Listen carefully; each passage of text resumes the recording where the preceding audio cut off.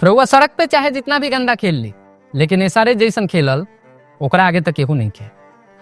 आज Sunrisers Hyderabad Chinese माल जैसन बन गई बा। बाहर से देखी तो एकदम चमकदार, लेकिन अंदर से पूरा खोखला। मैच भइल मुंबई के वानखेड़े में, एकदम फ्लैट पिच, बल्लेबाजी खातिर भी एकदम बढ़िया रहल। लेकिन एसआरएच के हाल देख के ऐसा लागल कि जैसे वो ऑस्ट्रेलिया के तेज विकेट पे खेलत रहे। कहानी शुरू से ही गड़बड़ रहल। ट्रेविस हेड के दू गो मौका मिलल, पहिलका बॉल पे बच गए, फिर फ्री हिट पर भी कैच पकड़ाइल तबो बच गए। तबो जनाब 29 गेंदा पे 28 रन ही बना पौले। नीतीश रेड्डी भी कम ना रहले, 21 गेंद पे 19 रन, मतलब स्ट्राइक रेट 90 के आसपास। लगभग 4 ओवर बर्बाद कर देले। नतीजा तो तय रहल। नतीजा ये भइल कि मुंबई इंडियंस ही मैच आराम से जीत गई, लगातार दूसरा जीत, और बड़ा कॉन्फिडेंस के साथ। दिल्ली पर 12 रन के जीत के बाद मुंबई मैच में मोमेंटम बनौले रखलस। पुरान वाला मुंबई अब वापसी कर चुकल बा। जन शुरुआत में तो हारेला, लेकिन फिर अचानक से उभर के पूरा टूर्नामेंट के नक्शा बदल देवेला। और ये मैच में भी कुछ वैसे ही देखे के मिला। मुंबई दिल्ली जैसे नंबर 1 टीम के हरौले रहे, और अब वही हैदराबाद के हरौलस, जो कुछ दिन पहले पंजाब के खिलाफ 245 रन ठोकले रहे। लेकिन आज एसआरएच बन गए रोवत बिल्ली। अब मुंबई के गेंदबाजी की बात कही जाओ तो बुमराह 4 ओवर में 21 रन, ट्रेंट बोल्ट 4 ओवर में 29 रन, और बिल जैक्स 3 ओवर में 14 रन, 2 विकेट। एसआरएच के बैटिंग तो पूरा बिखल गई। ना दीपक चहर के समझ पौले, ना हार्दिक पांड्या के, ना बुमराह के, और ना ही बोल्ट के।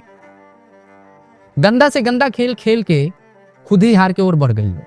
टॉप ऑर्डर के फेलियर देखी। ट्रेविस हेड 5 ओवर तक खेल के बनौले बस 28 रन।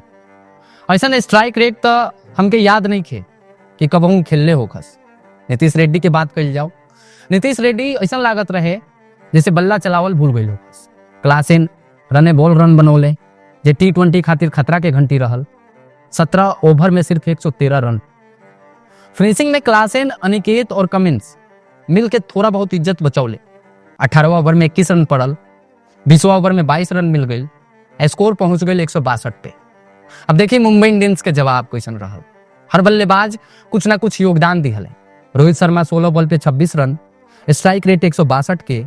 विल जैक्स 26 बॉल में 36 रन, स्ट्राइक रेट 140 के। सूर्य कुमार यादव 15 बॉल में 26 रन, स्ट्राइक रेट 173 के। हार्दिक पांड्या 8 बॉल में 21 रन, स्ट्राइक रेट 233 के। मतलब जहां मुंबई पूरा दबदबा बनौले रहल, वहीं एसआरएच घिसत रहल, रोवत बल्लेबाजी। अब मुंबई मौका देख के फिर से पॉइंट्स टेबल पे वापसी कर लिहलस। अब एसआरएच के नाम और टीमन में जुड़ गई बा। 5 गो हार के मजा चख चुकल बा। दिल्ली में हारल, कोलकाता में हारल, अब मुंबई में भी हारल। एसआरएच अब अहिले घर से बाहर एगो जीत खातिर तरस रहल बा। रोहित शर्मा वो आंकड़े में 100 गो छक्का मार चुकल बाड़े। पहला एमआई खिलाड़ी जे 100 गो छक्का मरले होखे, और मुंबई खातिर 250 छक्का हो चुकल बा। हर मैच में धीरे धीरे रन बढ़ा रहल बाड़े। 0 से चालू कैले, फिर 8 रन, फिर 13 रन, फिर 17 रन, और अब 26 रन। शायद अगला पड़ाव हुई 50 के। लेकिन सबसे बड़ा झटका ट्रेविस हेड और ईशान किशन।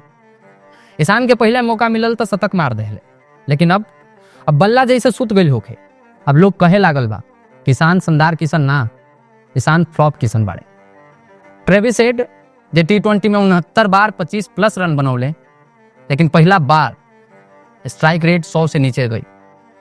1000 रन तो पूरा भइल, लेकिन ऐसा धीमा खेल बिल्कुल समझ से बाहर रहा।